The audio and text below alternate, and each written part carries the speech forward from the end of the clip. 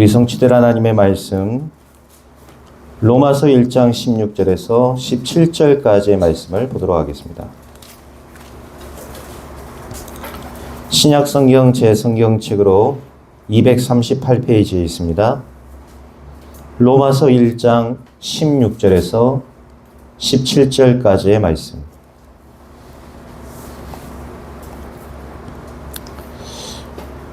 우리 다 같이 한 목소리로 합독합니다.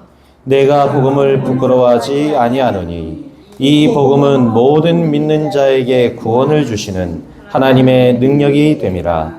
먼저는 유대인에게요 그리고 헬라인에게로다. 복음에는 하나님의 의가 나타나서 믿음으로 믿음에 이르게 하나니 기록된 바 오직 의인은 믿음으로 말미암아 살리라함과 같으니라. 아멘. 우리가 한 주간 믿음으로 살아야 되겠습니다. 불신앙도 믿음이지요. 망할 수밖에 없는 불신앙의 믿음으로 살지 마시고 응답될 수밖에 없는 예수가 그리스도라는 그 믿음으로 여러분 한 주간 승리하시는 축복이 있기를 그리스도 이름으로 축원드립니다. 예수 믿고 나서 신병 치유된 사람이 한 명 있었습니다. 자기가 그러면 이제 예수 믿고 나서 신병이 치유됐으니까 여러분 그 신병이 어디 이 약국에서 고칠 수 있는 게 아니고 병원 가도 고쳐지는 것이 아니죠. 일반 다른 종교를 가도 치유되는 게 아닙니다. 이분이 예수 믿고 나서 치유가 되기 시작했단 말이에요. 그러면 예배를 나와야 될 거 아닙니까? 뭐 제가 지난번에 한번 얘기 드렸죠. 이분이요 예배를 안 나오는 거예요. 그리고는 뭐라고 얘기하냐면 나는 이제 이 정도 치유됐으면 됐으니까 나한테 교회 다니라고 얘기할 거면 우리 집에 오지 마라. 이래 돼버린 거예요. 이래가지고 우리 같이 가던 이제 전도팀들이 안 들어간 겁니다. 어떻게 결론이 났는지는 제가 얘기하지 않겠습니다. 안 좋은 결론이 나왔어요. 그 가정에. 참 마음이 안타깝더라고요. 제가 왜 지금 서론에 이 얘기를 하냐. 우리가요. 사실 잊고 사는 것들이 너무나 많습니다. 뭘 잊고 살죠? 내가 지금 얼마나 큰 복을 받았냐. 이거를 놓치고 살 때가 우리가 너무 많아요. 여러분 우리가 얼마나 큰 복을 받았습니까? 우리가 이 복음 만나고 얼마나 큰 복을 받았는지 다른 거 필요 없다 할 만큼 우리가 심지어는 사람들이 우리를 향해 손가락질해도 상관없다 할 만큼 이 복음에 우리가 감사하며 살아왔지 않습니까? 근데 어느 날 돌아보니까 이 복음이 얼마나 나에게 큰 복인지 우리가 잊고 산단 말이에요. 또 뭘 잊고 살죠? 지금 내가 얼마나 행복한 삶을 살고 있는지를 우리가 모르고 살아요. 여러분 라오스만 가보세요. 얼마나 우리가 행복한 이 길을 걸어가고 있는지 여러분 아시게 됩니다. 가끔씩 우리 집사람 저한테 불평불만할 때 있거든요. 확 라오스 보내버리고 싶어요. 그 사모님 바라보면요. 참 마음이 참 제가 볼 때요. 참 정말 짠해요. 우리가 얼마나 받은 이 복음으로 지금 행복하게 살고 있는지를 잊고 살 때가 너무 많단 말이에요. 우리 항상 복음으로 행복합시다 인사했지 않습니까? 오늘 한번 새롭게 인사합시다. 우리 한번 좌우 옆 뒤분과 인사합시다. 나는 복음으로 행복합니다.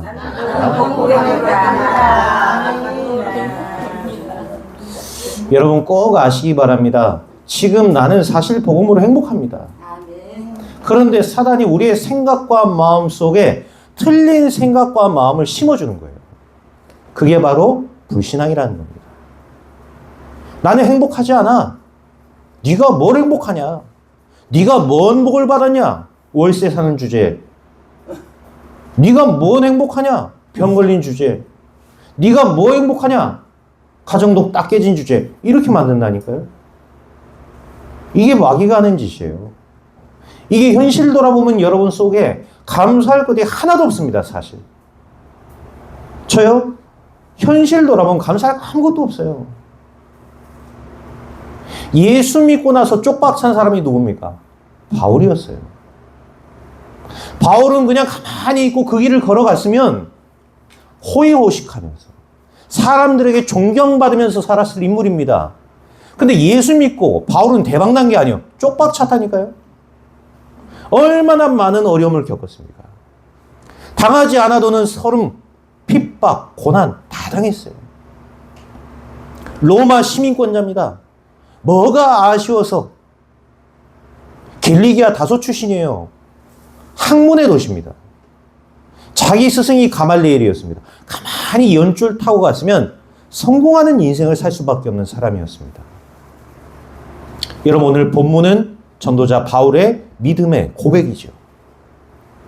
이 전도자 바울이 뭐라고 고백했습니까? 내가 복음을 부끄러워하지 않는다.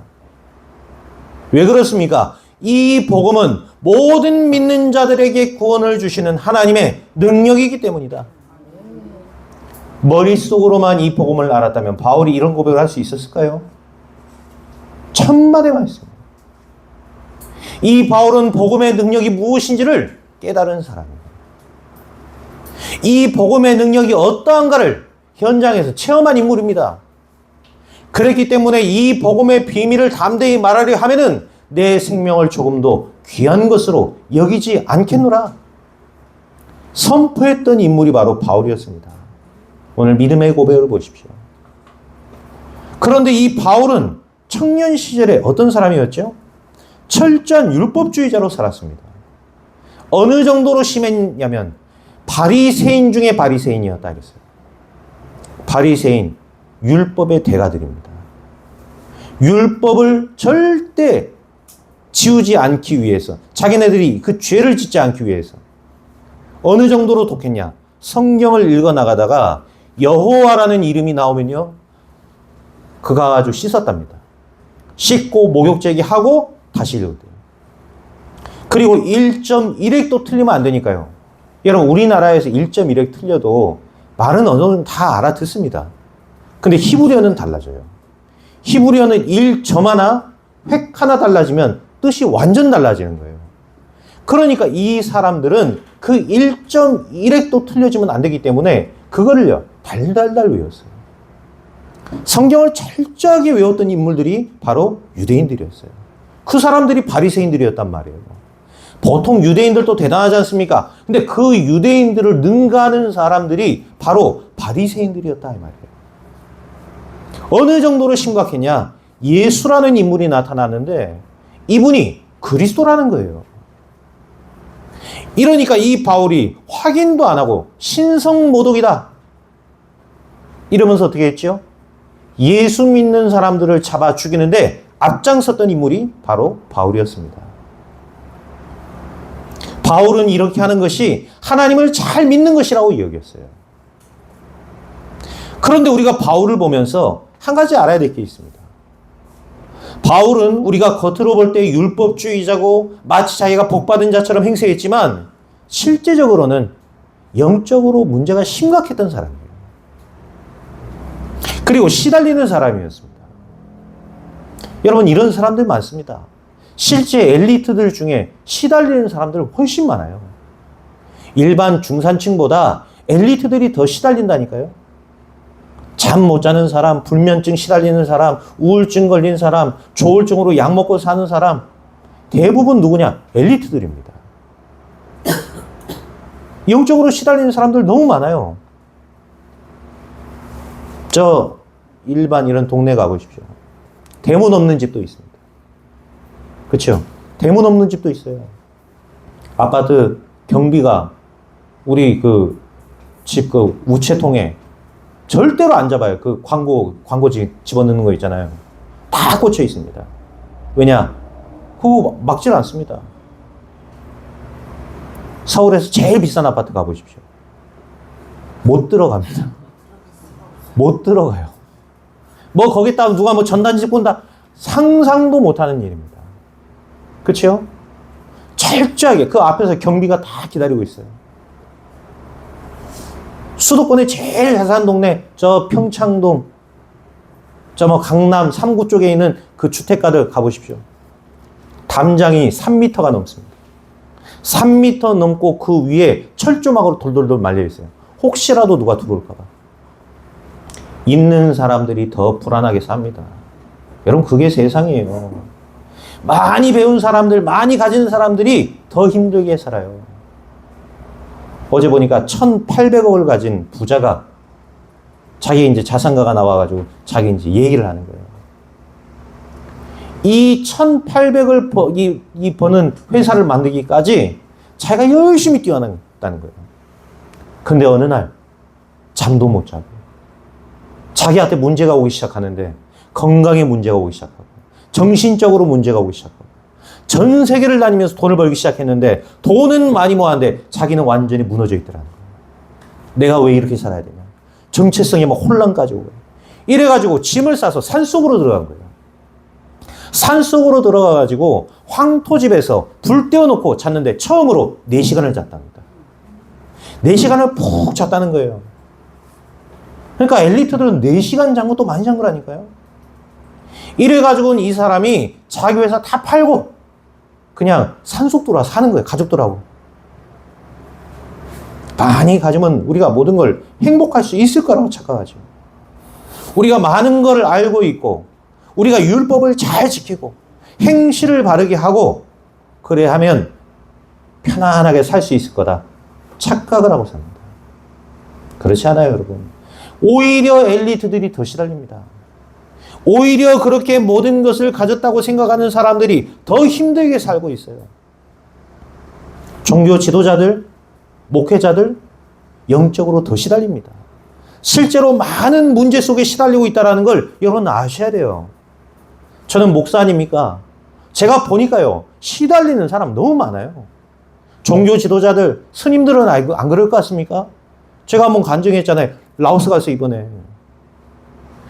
막 시달리는 사람이 있는데, 알고 봤더니 뉴스에도 나온 큰 이 절의 주지 스님이라니까요. 목사들 안 그럴 것 같습니까? 뒤에 숨하고 이상한 짓 하는 대부분 종교 지도자는 많습니다. 너무나 많다는 사실을 여러분 아셔야 돼요. 문제를 전부 감추고 있는 것이죠. 이 바리새인이 되려면 결혼을 해야 됩니다. 근데 바울의 어떠한 책에도 바울이 썼던 어떤 서신에도 바울의 가족 얘기는 나와 있지 않죠. 그 말은 무슨 말입니까? 가정이 깨졌다라는 얘기예요. 가정이 무너졌다는 얘기예요. 육신적으로는 또 얼마나 문제가 많았습니까? 얼마나 자기에게 있는 그 질병이 많았든지 이 질병을 하나님 가져가 달라고 기도했어요. 간절히 기도했어요. 땀이 피처럼 모일 만큼 기도했다 했습니다. 그렇죠? 그게 바울이었습니다. 안질이 있었다 하죠. 눈이 얼마나 나빴든지 그 바울이 썼던 14권의 서신의 대부분 다 누가 대신 써준 겁니다. 바울이 직접 손으로 기록한 책은 얼마 안 돼요, 여러분. 대부분 누군가가 옆에 써줬습니다. 눈이 너무 안 좋아서. 그리고 바울은 간질이 있었다고도 그래요. 그러니까 이렇게 말씀 전하다가 툭 쓰러지는 거예요. 툭 쓰러져가지고 막 거품 흘리고 몸을 막 벌벌벌 떠는 겁니다. 그러니 얼마나 그게 치유되고 싶었겠습니까? 제가 여러분 만약에 말씀 전하다가 툭 쓰러져가지고 거품 막 하고 그러다 다시 일어나갖고 다시 설교한다. 이런 은혜 되겠어요? 근데 바울이 그랬다니까요. 그리고 어떤 얘기로는 바울이 꼽추었다라는 얘기도 있어요. 살짝 꼽추었다라는 얘기도 있어요. 또 오늘 보니까 바울을 만났던 사람이 이 바울에 대해서 뭐라고 기록했냐? 매부리코였고 대머리였고 이런 글들을 기록해 놨어요. 그러니까 이 육신적으로 봤을 때 바울은 아무 매력이 없는 사람이에요. 이 바울은 육신적으로도 시달리는 사람이었고 자기 질병 하나 해결하지 못하는 사람이었습니다. 근데 이 바울이 갖고 있던 손수건만 가지고도 사람이 치유됐잖아요. 근데 본인은 치유되지 못했단 말이에요. 그러니 얼마나 간절했고 그것이 얼마나 이 치유되고 싶었겠습니까? 얼마나 행복이 없었으면 사람들 죽이러 다니는데 앞장섰겠냔 말입니다. 막 사람들 죽이는 말 잘하는 사람들 보세요. 살리는 말을 해야 될 건데 이 사람마다 사람 막 죽이는 말하고 뒤에서 험담하는 말하고 거짓말하는 사람들이 있어요. 그런 사람들이요. 반드시 시달립니다. 반드시 시달려요. 악몽 막 시달리고, 막 가위 눌림에 시달리는 사람들 많아요. 그렇게 행복 없이 살던 사람이 바로 바울이었다 이 말이에요. 이랬던 바울이 다메섹으로 가는 도상에서 부활하신 그리스도를 만난 것입니다. 그리고는 바울의 인생이 달라지기 시작했습니다. 우리는 오늘 바울을 통해서 무엇을 할 수 있습니까? 아무리 성경 지식을 많이 알고 많은 것을 깨달았다 해도 모르는 겁니다. 여러분, 오늘 내 안에 복음이 망대로 세워져야 되는 거예요. 아멘. 성경을 많이 아는 게 중요한 게 아닙니다. 그리스도의 복음이 내 안에 망대로 서야 되는 거예요. 아멘. 오늘 제목과 같이 내 안에 하나님의 망대를 가진 파수꾼으로 쓰시는 축복이 있기를 바랍니다. 아멘. 그럼 오늘 말씀을 통해 첫 번째로 붙여볼 게 뭡니까? 첫 번째입니다. 내 안에 나를 바꾸는 보좌의 망대를 세워라. 보좌의 망대가 내 안에 서야 돼요. 바울 안에 보좌의 망대가 쓴 것입니다. 어떻게 이렇게 바울이 가는 곳마다 이런 응답들이 임하게 됐습니까? 보좌의 망대가 쓴 거예요. 아무 힘도 없고 선한 것이 아무것도 없어 보이는 이 바울. 근데 보좌의 망대가 바울 속에 서버리니까 가는 곳마다 보좌의 능력이 나타났다는 것이죠. 이 바울, 그리스도를 말한 게 아닙니다. 왜 그리스도가 아니면 안 되냐? 그리스도의 당위성을 얘기해 버렸어요. 유대인에게만 필요한 것이 아니라는 걸 알았어요. 모든 사람에게 그리스도가 필요하다. 그리스도의 필연성. 이 그리스도의 필연성을 선포했어요. 그리스도가 아니면은 네피림 재앙과 질병에 빠진 사람들을 치유할 수 없고 바꿀 수 없다. 그리스도의 절대성. 이 그리스도라는 보좌의 능력이 바울 안에 망대로 섰버린 것입니다. 그러니까 바울의 이 고백과 이 바울의 설교와 이런 것들을 보세요.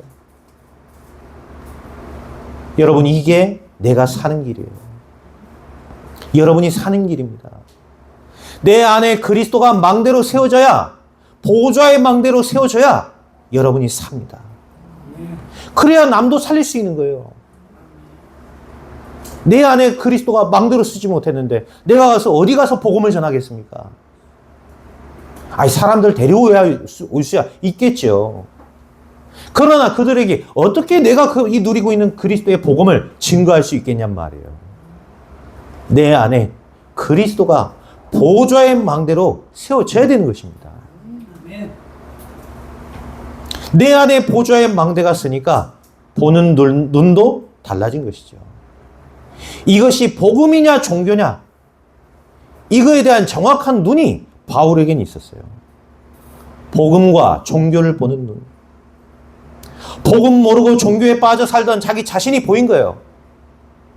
그 속에 지금도 있는 우리의 후대들이 보인 겁니다. 그 한을 가지고 어디로 갔죠? 치유의 현장. 그 영적인 한을 가지고 미래 살리는 회당으로, 그 한을 가지고 모두를 살리는 것이다. 이방인들 살리는 선교의 현장으로. 이게 바울이었습니다. 우리 안에 지금 무엇이 망대로 세워져 있는지를 여러분 바로 보셔야 됩니다.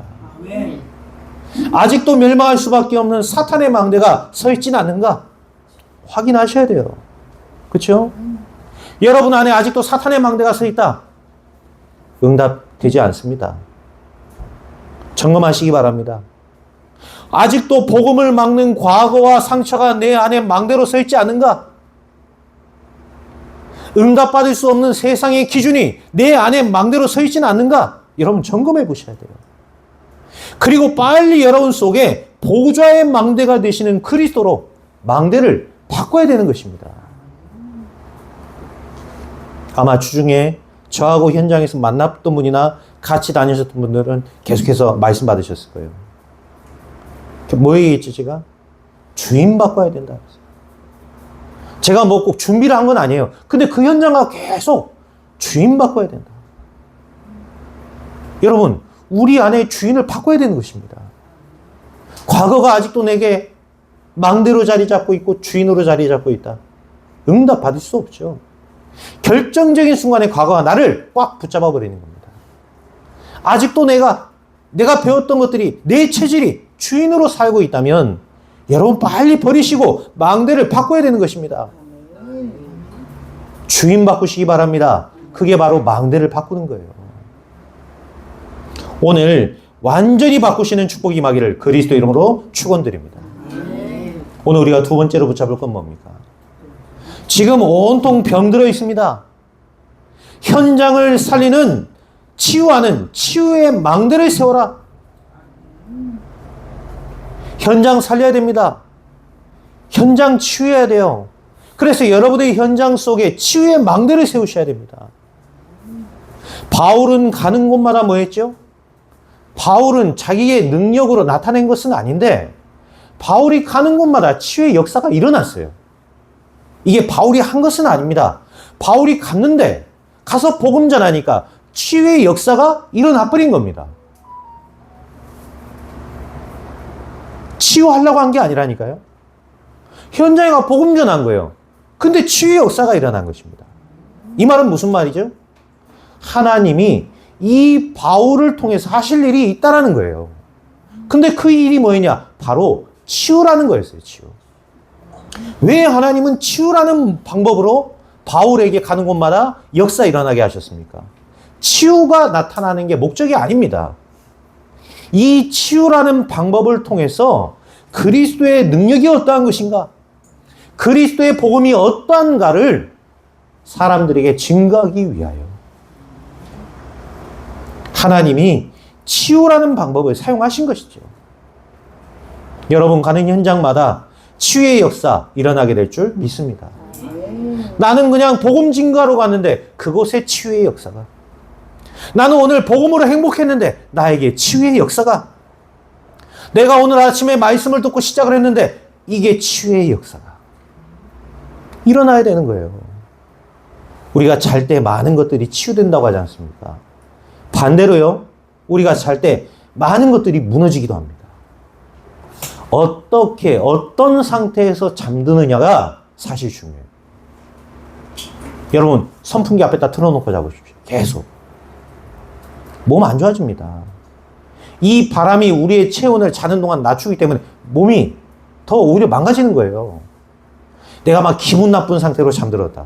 어떻게 되겠어요? 우리 몸속에 우리가 알지 못하는 그때 우리 몸에 많은 것들이 무너지는 겁니다. 반대가 돼야 돼요. 우리의 몸을 어느 정도 온도를 맞춰놓은 상태에서 잠들어야 됩니다. 그리고 어떻죠? 우리가 복음으로 뭔가 깨달음을 얻고 내가 행복하고 이 상태 속에서 여러분들이 잠들으셔야 돼요. 그래야 우리가 잘 때 우리 속에 그동안 하루 동안 살면서 계속 무너졌던 상태들이 치유되고 변화되어지는 응답이 오게 되는 것이죠. 여러분, 치유받는 축복이 있길 바랍니다. 복음으로 치유되셔야 돼요. 그래서 잠들기 전에 복음으로 행복한 시간을 반드시 가져라. 아침에 눈을 떴을 때 복음으로 나를 살리고 힘을 얻고 행복한 그 시간을 회복해라 이 말이에요. 바울은 또 14권의 서신서를 썼습니다. 학자들은 13권이라고 하고 히브리서는 바울이 쓰지 않았다라고 얘기들을 하는데 제가 볼 때는 히브리서도 바울이 썼다라고 생각이 들어요. 전체적인 내용을 봤을 때. 이 14권의 서신서를 통해서 바울이 뭐 한 거죠? 생각이 병들어 있는 성도들. 그 생각을 치유해버린 거예요. 마음이 병들어 있고 영혼이 병든 자들을 이 14권의 서신서를 통해 치유해버린 것입니다. 여러분, 서신서를 읽다가 여러분 치유받으셔야 돼요. 뭐가요? 틀린 나의 생각. 틀린 나의 영혼. 육신이 모든 축복이라 생각하는 그 틀린 생각 바뀌셔야 됩니다. 특히 우리가 본 로마서, 지금껏 틀리게 알고 있었던 참된 구원과 믿음이 무엇이냐, 이거를 치유해버린 거예요. 다들 구원을 다르게 알고 있었습니다. 참된 구원이 무엇이냐? 참된 믿음이 무엇이냐? 이거를 바꿔버린 거예요. 로마서 16장의 일꾼들, 그 나오는 7 별명을 가진 중직자들, 그들이 복을 엄청 받았냐? 핍박받았습니다. 예수 믿고 나니까 막 복을 우리가 막 핍박받았다니까요. 예수 믿고 나니까 막 아픈 데가 치유되고 핍박받고 더 아팠습니다. 치유 안 됐어요. 네 은혜가 네게 족하다 이랬어요. 무슨 말입니까? 진짜 치유는 그것이 아니라는 거예요. 우리가 그리스도를 만나고 그리스도 안에서 주시는 참된 행복과 평안이 임하는 것, 하나님이 우리에게 원하시고 하나님이 우리에게 주시는 참된 응답은 바로 그리스도라는 것입니다. 그리스도면 충분합니다. 맞습니까? 지금 죽어도 상관없이 이미 우리는 그리스도로 모든 문제 끝나버렸습니다. 이것이 진짜 축복이고 치유란 말이에요. 한 분이 예수 믿고 나서 그토록 핍박하고 예수 믿는 자기 마누라, 자기 그 아들 두드러 팼어요. 그 온전치도 않은 애인데 막 개 때렸단 말이에요. 우리 뭐 장로님도 알고 계시겠지만. 아니 이랬던 이 아저씨가 폐암 말기 판정받은 거예요. 병원에서 3개월밖에 못 산다 그랬어요. 그래서 제가 가서 복음 전하겠다니까 주변에서 말리는 거예요. 가봤자 영접 안 할 거라는 거죠. 근데 가가지고 이분에게 제가 복음 전했어요. 이분이 울면서 눈물로 예수님을 구주로 영접했어요. 그리고는 다음 주부터 예배 나오겠다는 거예요. 제가 막 너무 기뻐갖고 교회 갖고 얘기를 했더니 절대 그 사람 안 나온다는 거 있죠. 근데요, 그 다음 주에 바로 자기 아들 손잡고 교회 나온 거예요. 절대 바뀔 것 같지 않고, 동네에서 얼마나 소문이 나냐면 천하의 악질이고 나쁜 놈이다. 이 사람이 예수 믿고 나서 바뀌어버렸어요. 3개월밖에 못 산다는 이 사람이 6개월 살았습니다. 6개월 동안 살면서 뭐 했냐? 온 자기 친구들, 가족들 전화로 예수 믿어라. 복음 모르니까 구체적인 건 못하겠지만 예수 믿어라. 이러고는 제가 이제 병원에 입원했을 때 제가 이제 매주 말씀 전하러 왔단 말이에요. 저한테 돌아가시 그 전날 저는 이제 좋은 곳 가니까 저는 괜찮습니다. 근데 우리 마누라하고 우리 아들 좀 잘 부탁하고, 그러면서 이런 얘기했어요. 내가 조금만 더 빨리 예수 믿었다면 이렇게 후회되지 않았을 텐데. 목사님 저는 좋은 곳 갑니다. 이러고 다음날 소천하셨어요. 저는 그거 보면서 뭘 느꼈냐? 이분은 치유받았구나. 이분은 치유받은 거예요. 여러분, 인간은 누구나 한 번씩 죽습니다.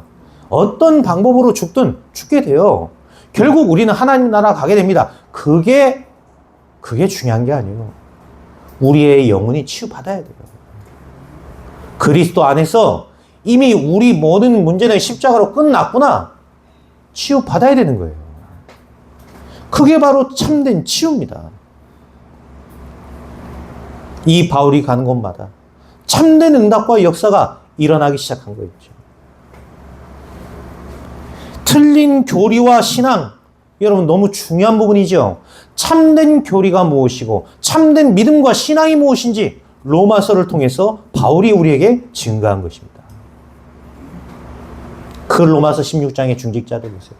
그 핍박을 다 받았지만 자기가 갖고 있었던 그 재물과 물질과 자신의 건강과 이 모든 것들을 무엇에 쓰다가야 될지를 알았던 사람들이 되었다라는 거예요. 여러분, 이 로마서는 16장까지밖에 없습니다. 그런데 성경 중에서 가장 많은 참고 서적을 만든 책이기도 합니다. 그만큼 바울이 중요한 치유의 일을 했다라는 것입니다. 복음으로 먼저 치유받으시고 정말로 여러분이 만나는 사람들을 치유하시는 치유의 증인 되시기를 그리스도 이름으로 축원드립니다. 끝으로 여러분 무엇을 붙잡아야 됩니까? 교회 안에 미래 살리는 망대를 세우라. 이게 세 번째로 여러분 붙잡을 내용입니다. 우리가 지금 교회를 놓고 계속 기도하고 있죠. 우리가 지금 성전을 놓고 기도하고 있습니다. 어제 조금 늦게 이 메시지 준비하기 전에 한 군데 연락이 와서 제가 가봤는데 좋아요. 좋더라고요. 그래서 조금 우리가, 뭐, 크게 이렇게 우리가 무리 될 것도 없고, 그래서 우리가 좀, 인도를 좀 받아야 되겠다. 이제 시간표가 왔다 싶은 마음이 좀 들었습니다. 구체적인 건 제가 이따가 또 좀 설명드리고, 또 혹시라도 오늘 가보실 분들은, 이따 또 같이 가보시겠지만, 우리가 교회를 지금 세우려고 합니다. 순천 땅에 교회가 얼마나 많습니까? 안 그래요? 근데 우리마저 또 교회 간판 달아야 됩니까? 제가 그 생각 했다니까요. 순천에 보니까 교회가 얼마나 많은지요. 한 상가에 간판을 2개 나눠갖고 쓰는 교회도 있더라고요. 지하에는 어떤 교회, 2층에는 어떤 교회, 또 어떤 교회는 1층에 있고 2층에 있고, 합동 측에 있던 어떤 목사님이 저에게 연락을 주셨어요. 그러면서 하시는 말씀이, 만약에 괜찮다면은 자기네가 오전 예배를 드릴 테니까 오후에 와서 자기 교회랑 써라 이러는 거예요. 그러니까 그 정도로 많다는 얘기예요. 순천에 얼마나 지금 교회가 많습니까? 근데 우리까지 또 간판 달아야 됩니까? 만약 우리가 미래 살릴 소망이 없다면 우리는 교회하면 안 됩니다. 우리가 정말로 237개 나라 5천 종 살리는 전도, 선교 운동 할 필요가 없다면 우리는 교회 세우면 안 돼요. 교회 공회 시대, 교회 공회 시대. 그런 시대를 만들 겁니까? 아니지 않습니까? 그러면 왜 우리가 교회 하려는 겁니까? 미래 살리고, 세계 살리고, 시대를 살리자는 것입니다. 사도행전 17장, 18장, 19장 전부 뭘로 시작하지요? 이 바울이 회당으로 들어간 것입니다. 왜 회당으로 들어갔습니까? 후대를 살리기 위하여. 회당은 당시에 마을 회관과도 같았습니다. 그런데 회당에서 무엇을 가르쳤냐면 후대들에게 글씨를 가르쳤고 성경을 가르친 거예요. 바울은 그 회당에서 자랐습니다. 이랬기 때문에 바울은 알고 있었어요. 이 회당에서 율법을 가르친다는 것을. 이 회당에서 복음만 빼고 다른 것 가르친다는 걸 알았던 인물이에요. 그래서 바울은 그 미래와 후대에 대한 한을 가지고 회당으로 들어간 거예요. 바울은 가는 곳마다 제자를 찾았습니다. 왜 그랬죠? 그 제자를 찾아 세우는 길이 바로 세계 살리는 길이라는 사실을 알았기 때문입니다. 예수님의 방법을 똑같이 현장에 세운 것입니다. 우리의 후대, 여러분 5천 종족 살려야 됩니다. 그래서 교회는 다른 거 하지 말고 후대와 전도와 선교에 집중해야 되는 거예요. 다른 거 하면 안 됩니까? 그 말이 아니지 않습니까? 하나님이 그것을 싫어하는 겁니다. 다른 거 하는 거를 싫어하는 겁니다. 이거 안 하니까 예수님이 어떻게 했습니까? 채찍을 두고 성전을 청소해버리잖아요. 교회들이 뭔가 많은 일을 해야 된다고 생각합니다. 아닙니다, 여러분. 어느 교회 보니까 얼마나 많은 걸 하고 있는지요. 교회도 조그만 주제, 하는 거 엄청 많이 하고 있어요, 보니까. 또 어떤 교회 큰 일을 계획하고, 어떤 프로젝트를 기획하고 이러더라고요. 교회가 많은 일을 해야 됩니까? 아닙니다. 교회가 큰 일을 해야 됩니까? 아닙니다. 교회는 하나님이 원하시는 일을 해야 되는 것입니다. 우리 서문학교회가 하나님이 원하시는 일을 위해 세워지는 교회 되기를 바랍니다. 그리고 우리는 뭐 해야 됩니까? 하나님이 원하시는 것이 무엇이냐? 우리 교회에 하나님이 지금 원하시는 것이 무엇이냐? 우리는 이거 해야 되는 것입니다.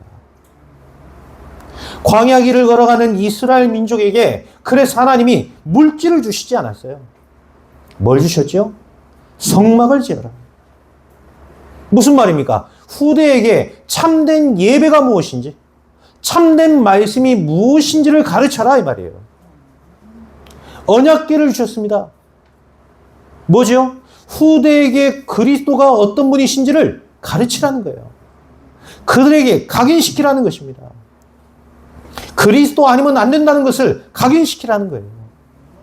그리고는 새 절기를 주시면서 지키게 해라 그랬어요. 뭔 말입니까? 하나님의 계획은 흑암 가득한 모든 족속에 하나님의 나라가 임하는 것이다.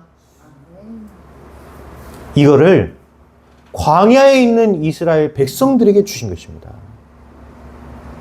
도망갔던 베드로를 보시며 왜 예수님이 3번씩이나 어린 양을 먹이라 했겠습니까?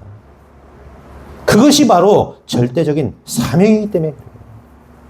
그게 바로 교회에 주신 천명이고 사명입니다. 그것 때문에 우리를 부르셨어요. 소명.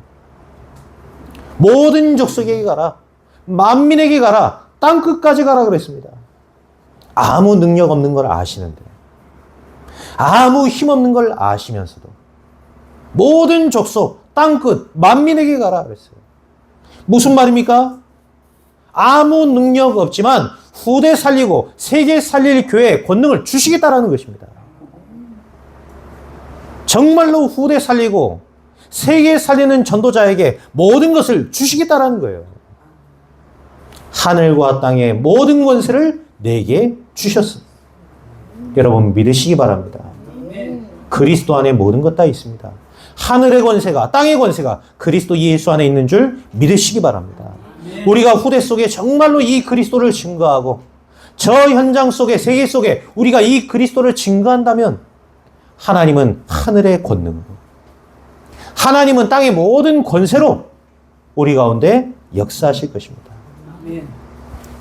오늘 여러분 어떤 결론 내려야 되겠습니까? 여러분 잊지 마시기 바랍니다. 우리는 하나님의 망대를 가진 파수꾼입니다. 여러분 망대를 가진 파수꾼으로 부르심을 받은 자들이에요. 잊지 마시기 바랍니다. 아시겠죠? 여러분 파수꾼입니다. 나는 힘이 없는데요. 파수꾼입니다. 나는 가난한데요. 나는 약한데요. 나는 배경이 없는데요. 상관없습니다. 하나님이 여러분을 파수꾼으로 부르셨습니다. 여러분이 그렇게 느끼는 것이지 하나님은 나를 파수꾼으로 부르셨단 말이에요. 그것이 바로 사실입니다. 아시겠죠? 현실을 보지 마세요. 사실은 여러분 파수꾼입니다. 오늘부터 여러분 새로 시작하시기 바랍니다. 나는 망대를 가진 파수꾼이다. 아시겠죠? 나는 망대를 가진 파수꾼이다. 현실에 속지 마시고 낙심이 되실 때마다, 내가 좀 힘들 때마다 기억하세요. 나는 망대를 가진 파수꾼이다. 내가 막 아프고 건강이 좀 힘들고 그러면 어떻죠? 마음이 막 무너집니다. 아무것도 못하겠어요. 의욕도 안 생기죠? 기억하세요. 아니다. 나는 망대를 가진 파수꾼이다. 하나님이 여러분을 망대를 가진 파수꾼으로 부르셨어요. 여러분 과거의 모든 상처 버리시기 바랍니다. 배설물은 어떻게 해야 됩니까? 배설물은 버려야 돼요. 누가 배설물을 갖고 삽니까? 배설물 여러분 막 모아가지고 머리맡에다가 고이고이 숨겨놓고 삽니까? 아니잖아요. 그 막 배설물인데 그거를 농장에 숨겨놓고 삽니까? 그런 사람 아무도 없습니다. 이 배설물인데 막 내 안주머니에 집어넣고 아무도 없어요. 이거를 막 식탁 위에 놓고 잘 보이고 들어오는 입구에 놓고 아무도 그런 사람 없습니다. 배설물은 어때요? 물 내려서 버려야 돼요. 배설물을 쓰레기통에 넣어 버려야 되는 것입니다. 그거 계속 두고 있으면 어때요? 예? 병균이 옮고 파리가 모이고 내가 병들어 버려요. 여러분이 갖고 있는 상처가 그렇단 말이에요. 과거에 틀린 상처가 배설물입니다. 그렇죠? 근데 그걸 갖고 산다니까요. 포럼할 때 어떻게 나옵니까? 또 내 그 과거의 배설물 또 들고 나옵니다. 버려야 돼요. 제가 왜 여러분에게 말씀, 기도, 전도 포럼만 하라고 그러냐? 여러분 그 말씀, 기도, 전도 아니 외에는 전부 배설물이에요. 내가 어쨌고 저쨌고 배설물입니다. 어떻게 산 게 그 뭐를 중요합니까? 배설물이라니까요. 근데 우리는 그게 배설물인데 그걸 계속 갖고 사는 거예요. 배설물인데 꽁꽁 우리가 모셔놓고 사는 겁니다. 버리셔야 돼요. 아시겠죠? 오늘부터 여러분의 모든 배설물 버리시고 오늘의 말씀, 오늘의 기도, 오늘의 전도를 붙잡으시기 바랍니다. 아멘. 주의 성령께서 여러분의 삶 속에 역사하실 것입니다. 아멘. 이렇게 우리는 말씀으로 삶을 내는 것입니다. 끝으로 어떻죠? 여러분의 현장, 돈 벌러 가는 거 아닙니다. 먹고 살기 위해서, 한 푼 벌어보기 위해서 간다? 생각하지 마세요. 오늘 나는 이 현장에 생명 살리러 가는 것이다. 아멘. 하나님이 나를 생명 살리라고 이곳에 보내신 것이다. 아멘. 언약으로 붙잡으세요. 여러분 가는 그 현장에 하나님 나라의 일이 오늘부터 시작될 것입니다. 이유가 있습니다. 왜 그렇죠? 여러분은 망대를 가진 바수꾼이기 때문에 그래요. 어디를 가서든 이 말씀으로 이번 한 주간 승리하는 축복의 한 주 되시기를 그리스도 예수 이름으로 축원드립니다. 아멘. 기도하겠습니다. 주님 감사를 드립니다. 보좌의 망대가 내 안에 서게 하옵소서. 나의 현장에 치유의 망대가 서게 하여 주옵소서. 이제 우리가 교회를 놓고 기도하고 있습니다. 저 교회 속에 미래 살리는 망대 세우게 하옵소서. 아멘. 감사드리며 우리 구주 예수 그리스도 이름으로 기도하옵나이다. 아멘.